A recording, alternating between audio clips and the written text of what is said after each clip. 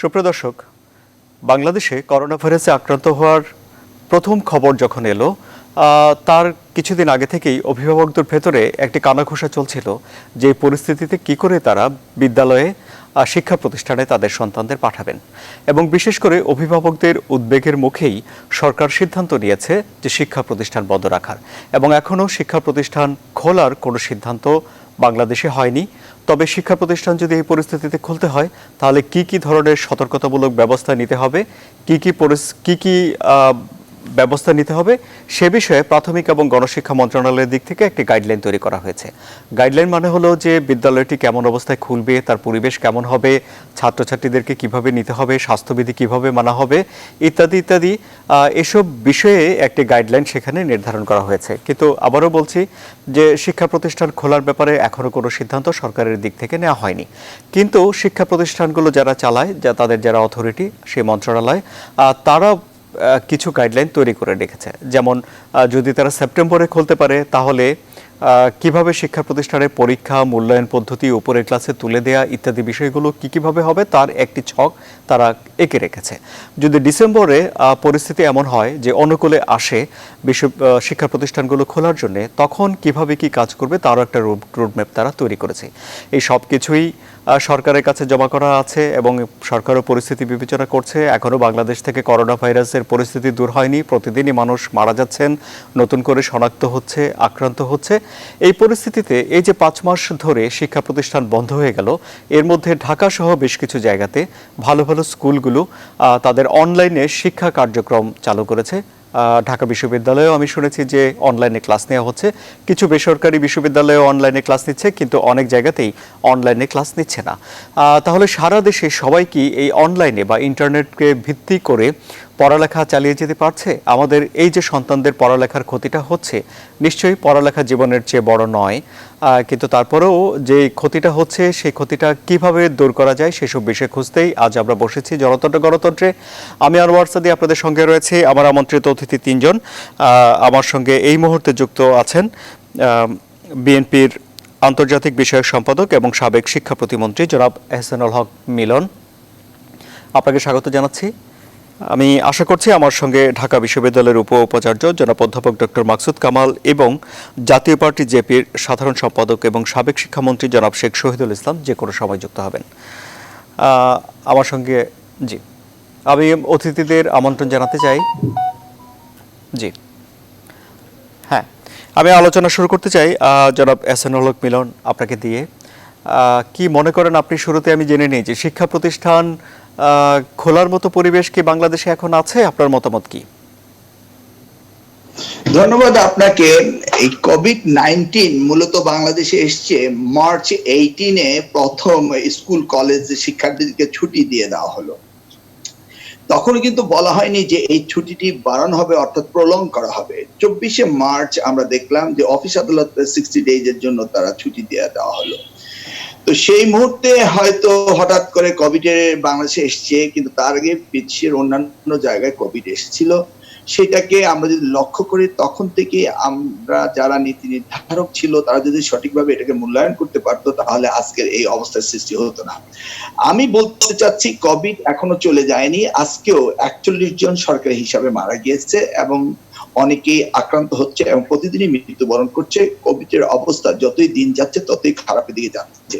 এই মুহূর্তে শিক্ষা প্রতিষ্ঠানগুলো খোলা হবে এই বিষয়টি আমি কোনো অবস্থাতেই, আপনি যেমনটি বললেন যে জীবনের চেয়ে তো শিক্ষা প্রতিষ্ঠান বড় নয়, শিক্ষা বড় নয়, আগে বাঁচতে হবে তারপরে শিক্ষা। গভর্নমেন্ট যে চিন্তা ভাবনা করেছে অক্টোবর থেকে তারা হয়তোবা যদি কোভিডের অবস্থা ভালো হয় তাহলে খুলবে, না হলে নভেম্বরে গিয়ে খুলবে, না হলে অটো প্রমোশন দিবে। এই যে বিভিন্ন ছক তারা এখন পর্যন্ত নীতি নির্ধারকরা বিভিন্ন রকম জল্পনা কল্পনা করছে, আমার মনে হয় এই বিষয়গুলোকে আমরা যদি খুব নিবিড়ভাবে পর্যবেক্ষণ করি, তাহলে আমরা দেখতে পেয়েছি যে ওয়ার্ল্ড হেলথ অর্গানাইজেশন হতে শুরু করে সকলেই বলেছে যে কোভিড সহসা যাওয়ার কোনো সম্ভাবনা নেই। বাংলাদেশও নেই, পার্শ্ববর্তী দেশ ভারতের অবস্থা আরো খারাপ আপনারা দেখতে পাচ্ছেন। কোভিডের কোনো ভ্যাকসিন এখন পর্যন্ত আসেনি, যদিও ইউনাইটেড স্টেটসে বলা হচ্ছে ইলেকশনের আগে সেখানে ভ্যাকসিন দেওয়া হবে। তা আমি মনে করি না এই মুহূর্তে এই ধরনের পরিকল্পনাগুলো কোনোভাবেই কাজে লাগবে, কারণ আমাদের এই শিক্ষার্থীদেরকে স্কুলে পাঠিয়ে তাদেরকে কোভিডে আক্রান্ত করা কোনো অবস্থাতে সমীচীন হবে না। অপরদিকে অটো প্রমোশন দেওয়া বা এক ক্লাস থেকে আরেক ক্লাসে উত্তীর্ণ করা, এই বিষয়গুলি নিয়ে অনেক জল্পনা কল্পনা চলছে। ওদিকে ইন্টারমিডিয়েট পরীক্ষা অর্থাৎ HSC higher secondary education certificate পরীক্ষাটি এখনো হয়নি, সেটা নিয়ে গভর্নমেন্ট পরীক্ষা নেওয়ার কোনো ব্যবস্থা করতে পারছে না। সবকিছু মিলিয়ে আমি বলবো গভর্নমেন্ট এই ব্যাপারে তেমন কোনো সঠিক চিন্তা ভাবনা করছে কিনা এটা আমি দেখতে আপনার পাচ্ছি বোধগম্য না। হচ্ছে না। আমি আপনার কাছে আসবো। আমি একটু জনাব শেখ শহীদুল ইসলামের কাছে যেতে চাই। জনাব শেখ শহীদুল ইসলাম, দুটি বিষয়। একটি হলো জনাব এহসানুল হক মিলন বলছেন যে এ বিষয়ে সরকার কি চিন্তা করছে সেটাই তার বোধগম্য হচ্ছে না, এবং অপর বিষয় হলো যে শিক্ষা প্রতিষ্ঠান খোলার মতো পরিবেশ সত্যি কি বাংলাদেশে বিরাজ করছে।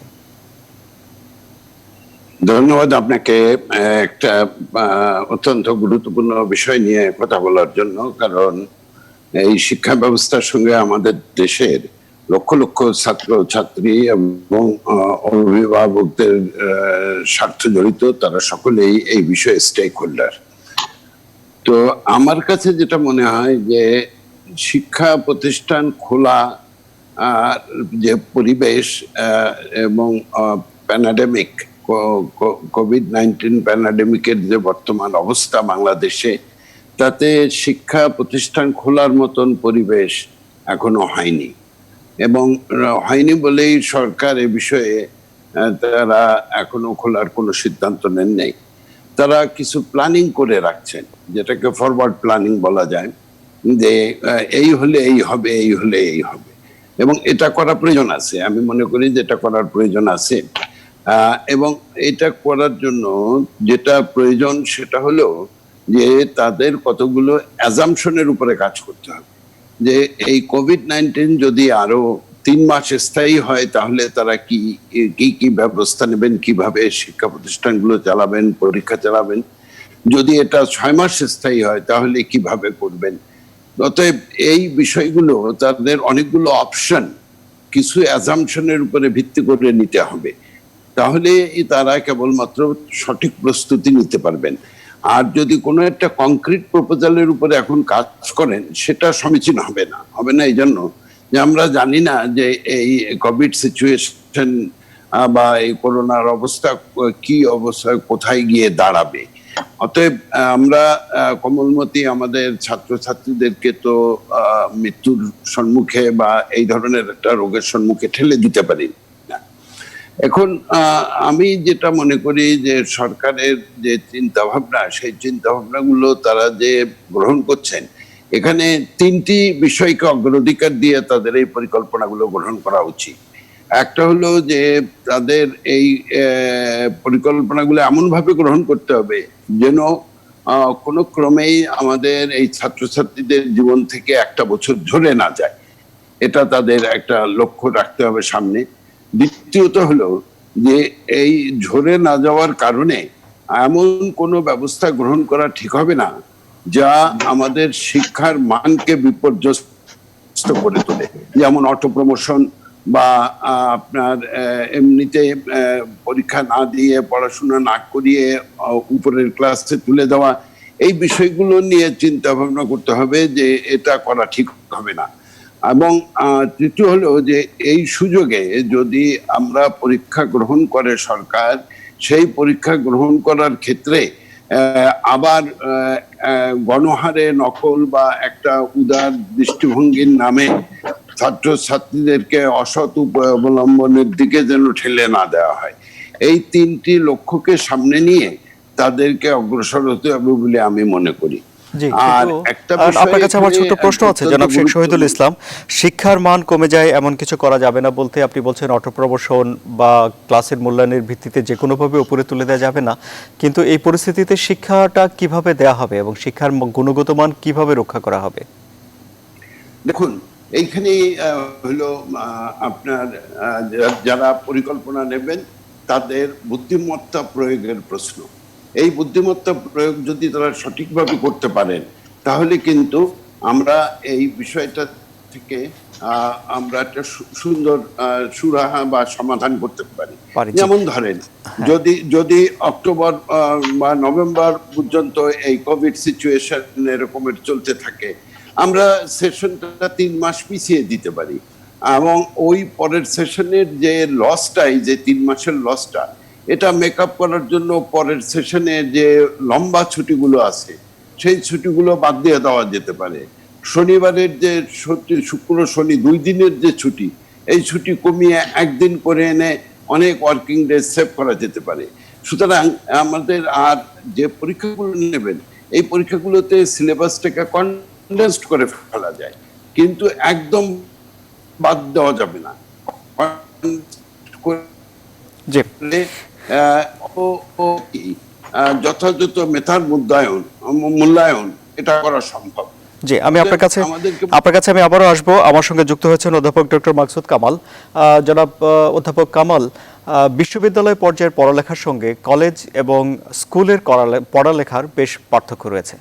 বিশ্ববিদ্যালয়ে যারা পড়ালেখা করেন তারা নিজেদের ব্যাপারটি খুব ভালো বোঝেন, নিজের উদ্যোগে নিয়েও তারা পড়ালেখা অনেকখানি এগিয়ে নিতে পারেন। সেটি যদি কলেজ পর্যায়ে আমরা ধরে নিই যে তারাও কিছুটা সচেতন, কিন্তু বিদ্যালয়ের পর্যায়ে একেবারেই তাদেরকে গাইডেন্সের আওতায় হাতে কলমে ধরিয়ে পড়ালেখা করাতে হয়। যত নিচের ক্লাসের দিকে যেতে হয় তত বেশি হাতে কলমের কাজ থাকে। এই পরিস্থিতিতে জনাব শেখ শহীদুল ইসলাম যেসব প্রস্তাবগুলো বললেন, সেসব যে শিক্ষার ঘন্টা বাড়িয়ে দেয়া, ছুটি কমিয়ে দেয়া ইত্যাদি ইত্যাদি, সেগুলো বিশ্ববিদ্যালয় পর্যায়ে কতটুকু কাজে দেবে এবং নিচের দিকের ক্লাসগুলোতে কতটুকু কাজে দেবে বলে আপনি মনে করেন? ধন্যবাদ। আজকে আমার সাথে আপনারা যে দুজন সম্মানিত অতিথিকে এনেছেন, কিন্তু মধ্যে দুজনের বক্তব্য আমি শুনেছি এবং আমি মনে হয় আমরা যেভাবে চিন্তা করছি, দুজন যদিও শিক্ষা কার্যক্রমের সাথে জড়িত না থাকলেও চিন্তা ভাবনা আমাদের প্রায় কাছাকাছি চিন্তা ভাবনা। সেই জন্য আমি দুজনকে ধন্যবাদ জানাই আমার বক্তব্যের প্রথমে। এখন যেটি বলছেন আপনি, শিক্ষা, আপনার প্রশ্নটা ছিল যেটি, সেটি হলো শিক্ষার মানকে রক্ষা করে কিভাবে আমরা শিক্ষা কার্যক্রম চালাতে পারি এবং আমাদের শিক্ষার্থীরা এখন যেহেতু পাঠক্রম থেকে বিরত আছে, সেটিকে কিভাবে আমরা শিক্ষার্থীদেরকে কিভাবে সেখানে সহযোগিতা করা যায়। সাবেক দুজন মন্ত্রীর মধ্যে ইতিমধ্যে আমি শেখ শহীদুল ইসলাম অত্যন্ত শ্রদ্ধেয় একজন ব্যক্তিত্ব, উনি যে বক্তব্যটি রেখেছেন, ঢাকা বিশ্ববিদ্যালয়ে আমরা ইতিমধ্যে প্রো ভাইস চ্যান্সেলর একাডেমিক হিসাবে আমার উপরে দায়িত্ব ছিল আমরা বর্তমান কোভিড সময়ে কিভাবে শিক্ষা কার্যক্রমগুলোকে অ্যাক্টিভলি ডেলিভারিটা দিতে পারি শিক্ষার্থীদেরকে, পাশাপাশি আমাদের সেশন জট যেটি হতে পারে বলে আমরা আশঙ্কা করছি সেটিকে কিভাবে কমিয়ে নিয়ে আসতে পারি। গতকালই সিন্ডিকেটের সভা ছিল এবং রিপোর্টটি সেখানে উত্থাপিত হয়েছে। তার কিছু কিছু অংশ আমার মনে হয় আমাদের মনের কথাগুলোই শেখ শহীদুল ইসলাম বলেছেন। আমরা অনলাইন কার্যক্রম যেটি অব্যাহত রেখেছি সেটি চলবে এবং সেটিকে আমরা আরো জোরদার করার চিন্তা ভাবনা করেছি। একটা কন্টিনজেন্সি প্ল্যান, যেটি সেই কন্টিনজেন্সি প্ল্যান আমরা তৈরি করেছি, যেটাকে ইতিমধ্যে সভাপতি শেখ শহীদুল ইসলাম অথবা আমরা দুজনের একজনেই এটিকে বলেছেন যে এই ধরনের একটি 3 মাস কিংবা 6 মাসের একটি পরিকল্পনা যদি কোভিড এর সময়টা প্রলম্বিত হয় তাহলে উচিত। সেই বিবেচনায় আমরা এখন আমাদের শিক্ষার্থীরা, যদি আমরা জানুয়ারি পর্যন্ত যেতে হয় এই কার্যক্রমের মধ্যে দিয়ে, আমি যেহেতু দুর্যোগ ব্যবস্থাপনা নিয়ে পড়াশোনা করা এবং ক্রাইসিস ম্যানেজমেন্ট, রিস্ক ম্যানেজমেন্ট, এগুলো আমার লেখাপড়ার একটি অংশ, তাতে করে আমার মনে হয় যে আমরা হয়তোবা ডিসেম্বর পর্যন্ত এই ধরনের একটি পরিবেশ বিরাজ করতে পারে। ওয়ার্ল্ড হেলথ অর্গানাইজেশনের যে সাজেশন, সেই সাজেশন অনুযায়ী টেস্টের যদি 5% নিচে না নেমে আসে তাহলে কিন্তু শিক্ষার্থীদেরকে ক্যাম্পাসে ফিরিয়ে নিয়ে আসা, এবং কি সেটি যদি আংশিকভাবেও আমরা ফিরিয়ে নিয়ে আসতে চাই, 5% নিচে যদি না আসে তাহলে কিন্তু সেটি সম্ভব নয় কোনোভাবে। 2% নিচে যদি টোটাল সংক্রমণের টোটাল টেস্টের যদি 2% নিচে থাকে, তখনও আমরা একটা স্ট্যান্ডিং অপারেটিং প্রসিডিউরের উপর ভিত্তি করে আমরা শিক্ষার্থীদেরকে নিয়ে আসি। জনাব ডক্টর মাকসুদ কামাল, একটা ছোট প্রশ্ন করি আপনাকে। সেটি হলো যে অঙ্কের হিসাবে 2% 5% যাই হোক না কেন, যারা অভিভাবক রয়েছেন, বিশেষ করে যাদের বাচ্চারা ছোট, প্রাইমারি স্কুলে পড়ে কিংবা হাই স্কুলে পড়ে, সেই অভিভাবকদেরকে কি মানানো যাবে এই 2% হয়েছে এবার তোমার বাচ্চাদের স্কুলে দাও, তারা মানবে? সে আশঙ্কা তো থেকেই যাবে এবং সে আশঙ্কার উপর ভিত্তি করে আমাদেরকে বাস্তবমুখী পরিকল্পনা গ্রহণ করতে হবে। আমি যতদূর শুনেছি ইতিমধ্যে আমাদের শিক্ষামন্ত্রী বলেছেন ডক্টর দীপুমণি যে আমাদের সন্তানদের জীবনের নিরাপত্তা শিক্ষা জীবন থেকে অনেক বেশি মূল্যবান। সুতরাং যদি শিক্ষার্থীরা বেঁচে থাকে তাহলে যেই সময়টি তারা পার করবে সেটিকে পুষিয়ে নেওয়া যাবে বিভিন্ন কার্যক্রমের মধ্যে দিয়ে। যেমন আমরা এখন যদি অ্যানুয়াল পদ্ধতিতে যারা আছে তাদের প্রায় মার্চ থেকে যদি আমরা হিসাব করি, আমাদের হিসাবে প্রায় 9 মাস সময়, যদি আমরা জানুয়ারিতে গিয়ে খুলি তাহলে তাদের শিক্ষা জীবন থেকে 9 মাস সময় পার হয়ে যাবে। এখন যারা ফোর্থ ইয়ারে আছে তাদের শিক্ষা জীবন থেকে যে 9 মাস চলে গেছে সেটিকে কনডেন্স করে সিলেবাসটা কিছুটা কমিয়ে অতিরিক্ত ক্লাস বাড়িয়ে দিয়ে সাপ্তাহিক ছুটি এবং আমাদের যে বাৎসরিক ছুটিগুলো আছে সেগুলো কমিয়ে আমরা এই জায়গাতে আমরা হয়তো বা পুষিয়ে নিয়ে আসতে পারবো। কিন্তু যে প্রশ্নটি এসছে, আমরা কি বৈশ্বিক জগতে যেহেতু আমরা বসবাস করি, পৃথিবীর অন্য দেশের শিক্ষার্থীদের সাথে আমাদের সন্তানদের প্রতিযোগিতায় অংশগ্রহণ করতে হবে, সেই বিবেচনায় আমরা সিলেবাসটাকে একদম ইগনোর করা বা খণ্ডিত করা সেটি কিন্তু করা যাবে না। এখানে আমাদের শিক্ষক এবং শিক্ষার্থীর মধ্যে একটি সমঝোতা হওয়া উচিত। শিক্ষার্থীদেরকেও যেমন অনুধাবন করতে হবে, শিক্ষক হিসেবে আমরাও সে পরিকল্পনা নিতে হবে, না আমাদের গুণগত মানকে অক্ষুণ্ণ রেখে শিক্ষার্থীদের মনোজগতের মধ্যে একটি পরিবর্তন নিয়ে আসতে হবে। এখানে কাউন্সেলিং এর প্রয়োজন। সেই কাউন্সেলিং এর জন্য ইতিমধ্যে আমরা ঢাকা বিশ্ববিদ্যালয় থেকে আমাদের একটা প্রস্তুতি আমরা নিয়েছি। এই ধরনের প্রস্তুতি প্রাইমারি থেকে শুরু করে সেকেন্ডারি এবং কলেজ পর্যায়ে কাউন্সিলের কার্যক্রমগুলো থাকা উচিত, যাতে করে শিক্ষার্থীদের মনোজগতের একটি পরিবর্তন আনা যায় এবং কনসেন্ট্রেশন ফর একাডেমিক অ্যাক্টিভিটি সেটি যেন আরো বাড়ানো যায়। তো শুধু ক্লাসরুমের কথা ভাবলে কিন্তু হবে না, এর জন্য সামগ্রিকভাবে আমাদেরকে একটা সমন্বিত পরিকল্পনা নিতে হবে। একটি হলো কাউন্সিলিং করা, এই কাউন্সিলিং শিক্ষার্থীর যেমন প্রয়োজন আছে, এই কাউন্সিলিং অভিভাবকদেরও প্রয়োজন আছে, এই কাউন্সিলিং শিক্ষকদেরও প্রয়োজন আছে। অন্যদিকে হলো আমরা শ্রেণীকক্ষে যে ডেলিভারিটা দিই সেটা স্কুল পর্যায় থেকে শুরু করে বিশ্ববিদ্যালয় পর্যায়ে, এই ডেলিভারিকে আরো কিভাবে এফেক্টিভ করা যায় এই জন্য বিশ্ববিদ্যালয় পর্যায় থেকে শুরু করে সর্বনিম্ন পর্যায়ে পর্যন্ত অল্প সময়ে অত্যন্ত পরিষ্কারভাবে, অত্যন্ত পরিচ্ছন্নভাবে অধিক মেসেজ কিভাবে শিক্ষার্থীদেরকে দেওয়া যায় এটা সম্ভব, এবং এই ধরনেরও আমাদের ব্যবস্থা নেওয়া প্রয়োজন আছে। বিশ্ববিদ্যালয় পর্যায়ে আমরা যে চিন্তাটি এখন করছি সেটি হলো, এতদিন পর্যন্ত আমরা ক্লাসরুমের যে আমাদের লেকচার ছিল সেই লেকচারগুলোকে আমরা বিশ্ববিদ্যালয়ের কোনো একটা সার্ভারে রেখে শিক্ষার্থীদের সেই লেকচারে যেন শিক্ষার্থীরা ঢুকতে পারে, দেখতে পারে অবসর সময়ে, সেই ব্যবস্থাটি আমাদের এখানে ছিল না। পৃথিবীর উন্নত দেশে বহু বিশ্ববিদ্যালয়ের আছে, পৃথিবীর উন্নত দেশের বহু বিশ্ববিদ্যালয় আছে, তারা যখন নর্মাল টাইম, সে নর্মাল টাইমও 10, 15, 20% ক্লাস তারা অনলাইন কার্যক্রমের মধ্যে দিয়ে নেয়। তো আমাদের এখানে যেহেতু ইন্টারনেট ব্যবস্থা থেকে শুরু করে অন্যান্য ব্যবস্থার ক্ষেত্রে কিছু দুর্বলতা ছিল, আমরা বিশ্ববিদ্যালয় পর্যায়েও এই দুর্বলতাগুলি কাটিয়ে উঠতে চেষ্টা করছি। সরকারি পর্যায়েও আমাদের কথা হয়েছে, আমরা এখন যখন ক্লাসে যাব কিছু ক্লাস আমরা অনলাইনে নেওয়ার চেষ্টা করব। সকল ক্লাসে যে আমরা দিনের বেলায় আমরা নিব এমন নয়, কিছু ক্লাস যেগুলো প্র্যাকটিক্যাল নয়, যে ক্লাসগুলো সহজে শিক্ষার্থীদের কাছে পৌঁছানো যাবে, যেখানে গণিতের হিসাব বা অন্যান্য বিষয়গুলো নেই, সেই ধরনের ক্লাসগুলো আমরা অনলাইনে করার মধ্যে দিয়ে। আমি আপনার কাছে আবার আসবো। আমি একটু জনাব এহসানুল হক মিলনের কাছে যেতে চাই। জনাব এহসানুল হক মিলন, যারা এখন বিশ্ববিদ্যালয়ে পড়েন তারা মোটামুটিভাবে 25 থেকে 30 বছর পর বাংলাদেশের বিভিন্ন জায়গায় নীতি নির্ধারণী পর্যায়ে বসবেন, অর্থাৎ তারা তখন দেশ চালাবেন। সেই হিসেবে যারা এখন হাই স্কুলে পড়েন তারা মোটামুটিভাবে 35 বছর পর বা তার কাছাকাছি সময়ে তারা বাংলাদেশের নীতি নির্ধারণী হাল ধরবেন।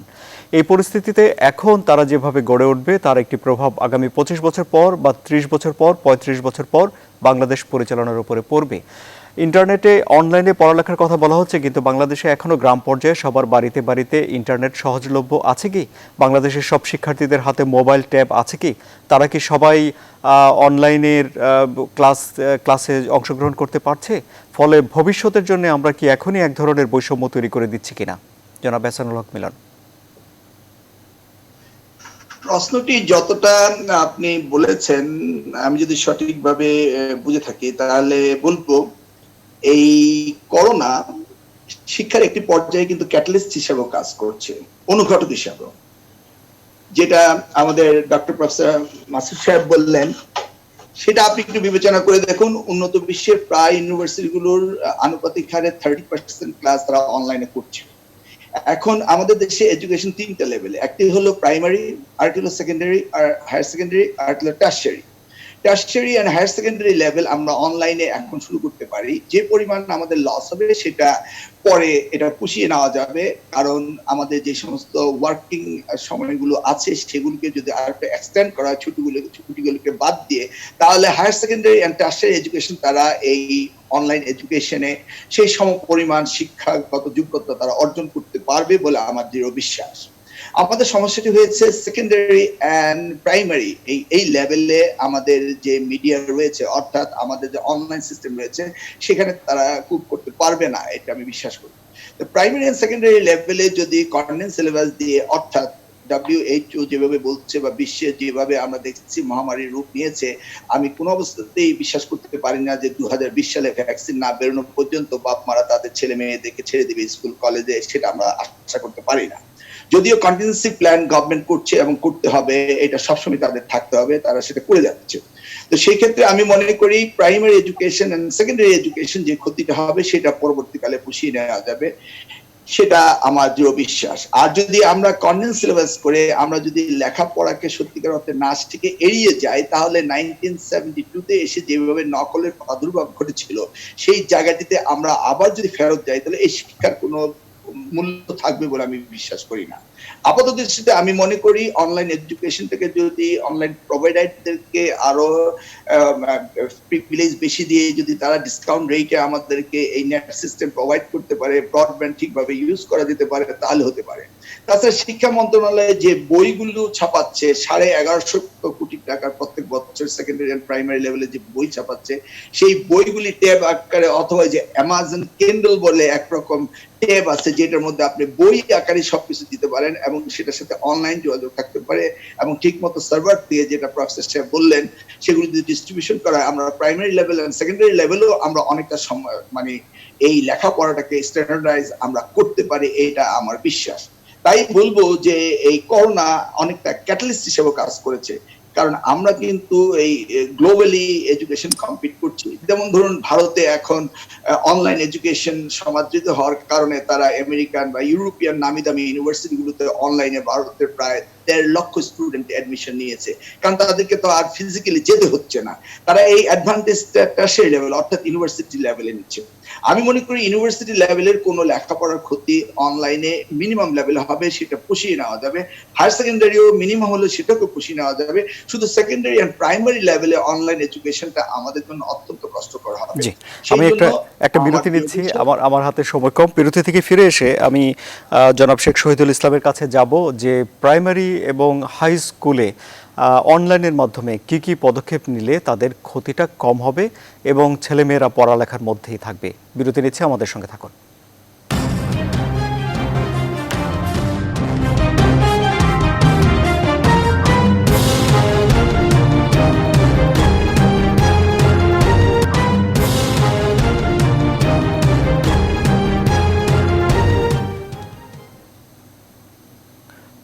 আবারও স্বাগত, আপনারা দেখছেন জনতন্ত্র গণতন্ত্র।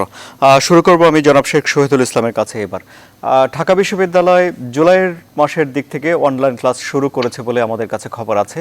এর আগে ঢাকায় বেশ কয়েকটি বেসরকারি বিশ্ববিদ্যালয় রয়েছে যাদের আগে থেকেই অনলাইন ক্লাস করার পর্যাপ্ত প্রস্তুতি ছিল এবং তারা এই সুযোগটি কাজে লাগিয়েছে, কিন্তু বেশ কিছু বেসরকারি বিশ্ববিদ্যালয় আছে যারা অনলাইন ক্লাসের কোনো রকম ব্যবস্থা করতে পারেনি। কাজে বিশ্ববিদ্যালয় পর্যায়ে সবাই যে অনলাইনে সমান সুযোগ পাচ্ছে সে কথা বলা যাচ্ছে না, এবং প্রাথমিক এবং হাই স্কুলে অনলাইনে তাদের শিক্ষা দেওয়ার গুণগত মান কতটুকু বজায় থাকছে, সারা দেশে সবাই তা পাচ্ছে কিনা, এসব প্রশ্ন আছে অনেকের মাঝে। এই পরিস্থিতিতে তাহলে আপনি যে গুণগত শিক্ষার কথা বলছেন, যেই মান বজায় রাখার তাগিদ দিচ্ছেন, তা কি করে ধরে রাখা সম্ভব, জনাব শেখ শহীদুল ইসলাম?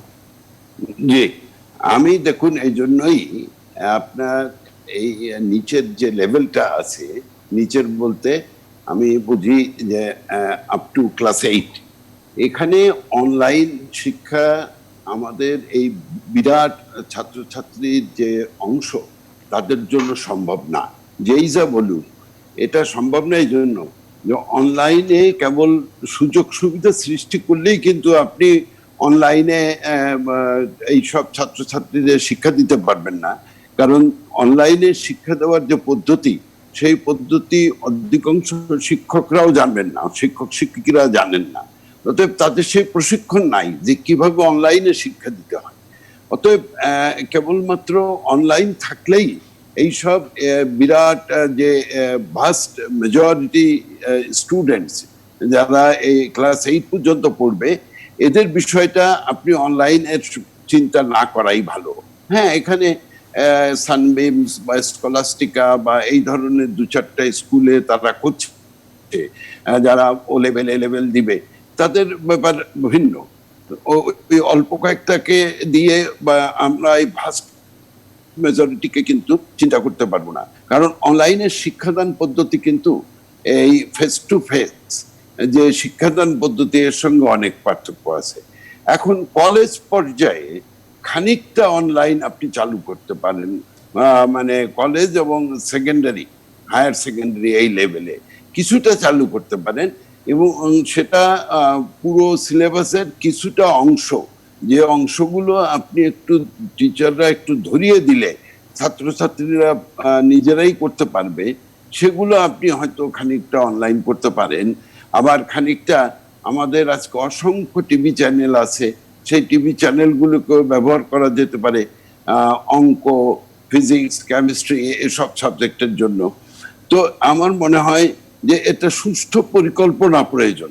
এই আর ইউনিভার্সিটি লেভেলে অনলাইনের যে লেখাপড়ার কথা বলছেন, ইউনিভার্সিটি লেভেলে, টারশিয়ারি লেভেলে অনলাইনের পড়াশোনা সাধারণ বিশ্ববিদ্যালয়গুলিতে কিছুটা চলে, কিন্তু যেসব বিশ্ববিদ্যালয়গুলিতে ব্যবহারিক এবং প্রয়োগ বিষয় আছে বেশি, সেই সব বিশ্ববিদ্যালয়গুলিতে, যেরকম ইঞ্জিনিয়ারিং বিশ্ববিদ্যালয়গুলো, কৃষি বিশ্ববিদ্যালয়গুলো, তারপরে আপনার এই বিভিন্ন বিশ্ববিদ্যালয়ের ওই সাবজেক্টগুলো, যেসব সাবজেক্টে প্র্যাকটিক্যাল প্রয়োগ বিষয় ইত্যাদি থাকে, মেডিকেল আছে, হ্যাঁ, এইগুলোর ক্ষেত্রে কিন্তু আমাদের অন্যভাবে চিন্তা ভাবনা করতে হবে। সুতরাং আমরা জেনারেলাইজ করে যদি একটা সিদ্ধান্ত নেই সাধারণভাবে যে ইউনিভার্সিটিতে এরকম হবে না, সেভাবে কিন্তু ভুল হয়ে যাবে। আমার কোন শিক্ষা প্রতিষ্ঠানের জন্য কোন ধরনের প্রয়োজন, সেই ধরনের ব্যবস্থা কিন্তু সেটার জন্য নিতে হবে। এই ক্ষেত্রে আমি বলবো যে এইটা কেবলমাত্র ওই আমাদের শিক্ষা মন্ত্রণালয়ের যারা জেনারেলিস্ট আছেন তাদেরকে দিয়ে হবে না। এই ক্ষেত্রে যারা বিশেষায়িত বিষয় আছেন এবং যারা স্টেক হোল্ডার্স, তাদের সঙ্গে আলাপ আলোচনা করেই সিদ্ধান্তটা গ্রহণ করা প্রয়োজন। জেনারেল কতগুলো গাইডলাইন্স থাকতে পারে, কিন্তু সেগুলোকে সুনির্দিষ্ট সিদ্ধান্ত বলে আমরা যদি অন্যান্য বিশ্ববিদ্যালয়ের উপরে চাপিয়ে দেই, তাহলে ওই বিশ্ববিদ্যালয়গুলো যারা শিক্ষক আছেন তারা আমাকে মাফ করবেন, সব প্রাইভেট বিশ্ববিদ্যালয় যেগুলো বেসরকারি বিশ্ববিদ্যালয় আছেন, তাদের শিক্ষকদের উপরে আমরা কতটুকু আস্থা রাখতে পারি এটা কিন্তু, এবং তাদের ট্রাস্টি বোর্ড যে সিদ্ধান্ত নেবেন সেগুলোর উপরে আমরা কতটুকু আস্থা রাখতে পারি। কারণ ইতিমধ্যেই আমরা শুনেছি যে সার্টিফিকেট বিক্রির ব্যবসাও এই অনেকগুলো বিশ্ববিদ্যালয়, বেসরকারি বিশ্ববিদ্যালয়ে চলে। অতএব আমাদের খুব সুচিন্তিত ভাবে অগ্রসর হতে হবে, যেন আমরা এমন একটা সনদ এই ছাত্রছাত্রীদের ধরিয়ে না দেই যেটা তাদের পরবর্তীকালে কোনো কাজে আসবে না, বরং সেটা কাউন্টার প্রোডাক্টিভ হবে। এমন কাউন্টার প্রোডাক্টিভ হবে যে তাদের আগামীর সম্পূর্ণ জীবনটাই একটা অনিশ্চয়তার গহ্বরে নিমজ্জিত না হয়। জি, আমি আপনার কাছে আমি এখানে আরেকটি, আচ্ছা বলুন। জি, আমি একটা বিষয় এখানে উল্লেখ করতে চাই যে সিদ্ধান্তগুলো যে হচ্ছে, এই সিদ্ধান্তগুলো হওয়ার জন্য, মানে পৌঁছানোর জন্য সিদ্ধান্তে, আমার মনে হয় যে আরো বেশি ইন্টারঅ্যাকশন দরকার, ইনক্লুসিভ হওয়া উচিত সিদ্ধান্তগুলো, যে যারা স্টেক হোল্ডার আছেন তাদের সকলকে নিয়ে আলোচনা করে আমার রিসোর্স, আমার যে ফ্যাসিলিটিজ, ইনফ্রাস্ট্রাকচার সব মিলাই কিন্তু সিদ্ধান্তগুলো গ্রহণ করা উচিত। তবেই কিন্তু এই সিদ্ধান্তগুলো কার্যকর করা যাবে। জি, আমি অন্যথায় আমি আপনার কাছে আবার সিদ্ধান্ত আসবো। হবে, আমি একটু কার্যকর জনাব হবে না। অধ্যাপক ডক্টর মাকসুদ কামালের কাছে যেতে চাই যে শুধু সার্টিফিকেট ধরিয়ে দেয়া নয়, শিক্ষাটাই আসলে এখন দেয়া দরকার বলছেন শেখ শহীদুল ইসলাম। আপনি কি বলবেন? উনি সঠিক কথাই বলেছেন।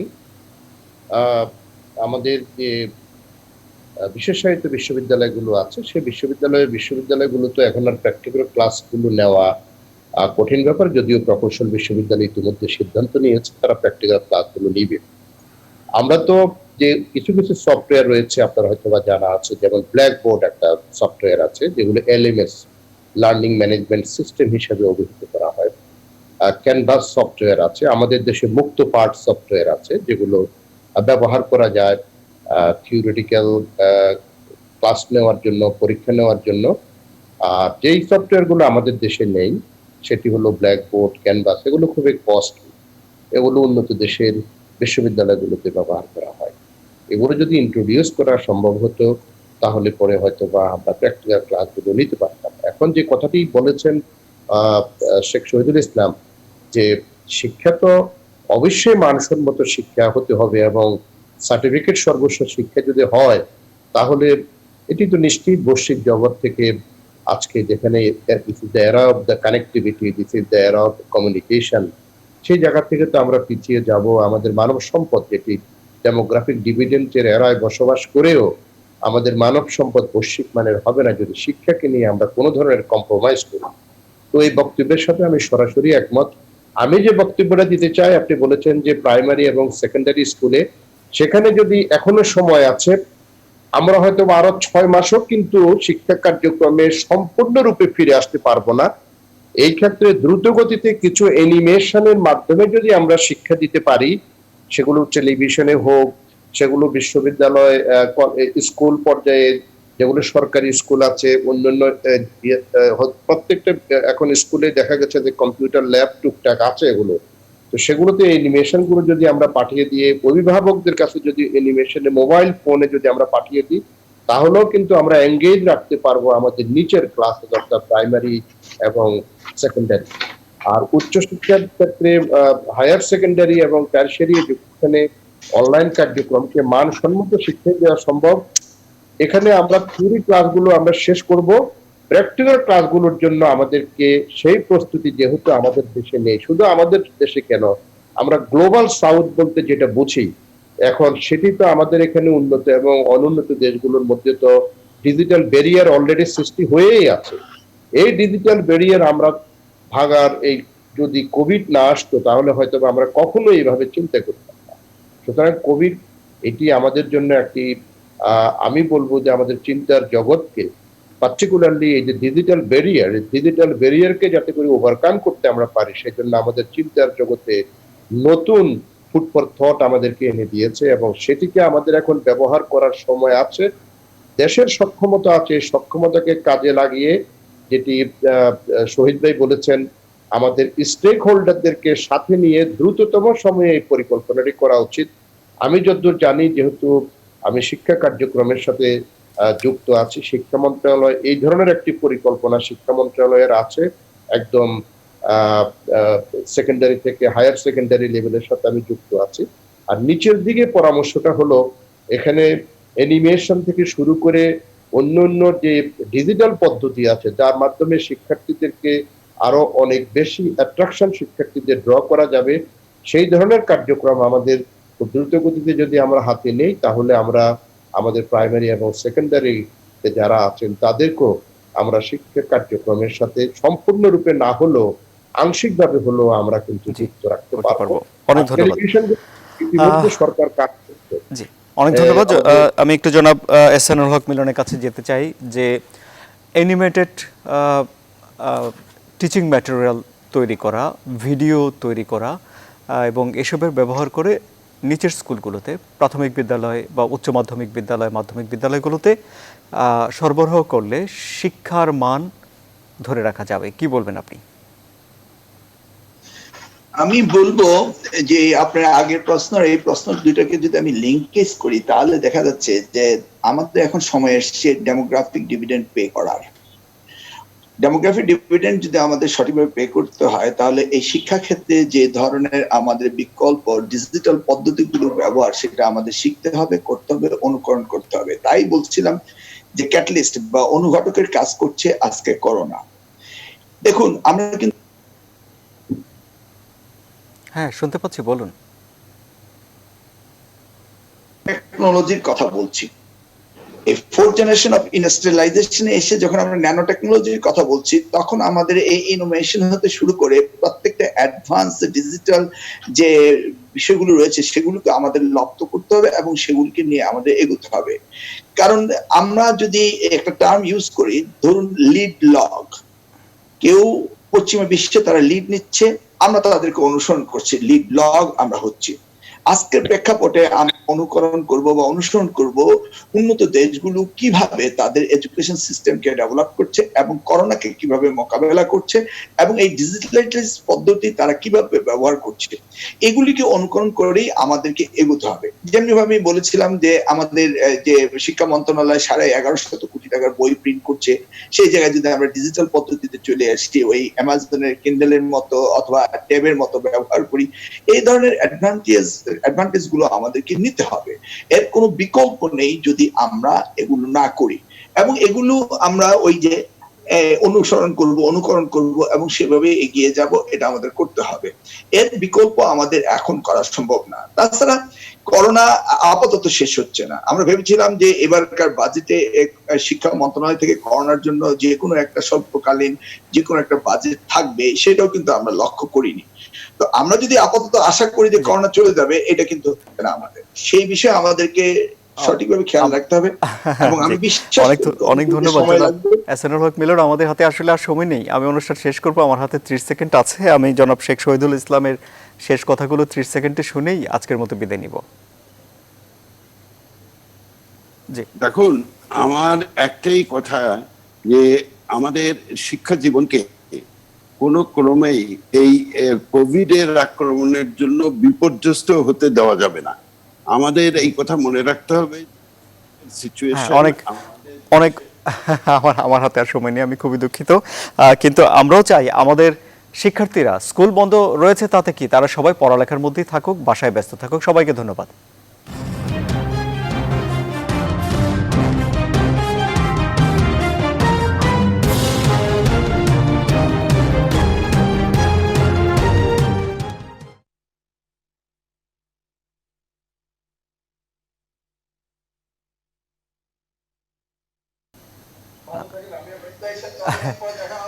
Thank you very much. আমার জন্য তো এটা আশা করি স্পেশালি ক্যাম্পটি ডিপার্টমেন্টের ছেলে হিসাবে আমাদের ডিপার্টমেন্ট দিয়ে লক্ষ্য রাখবেন 100 ইয়ার্স পূর্তির সময় যেন আমরা সঠিকভাবে আবার নতুন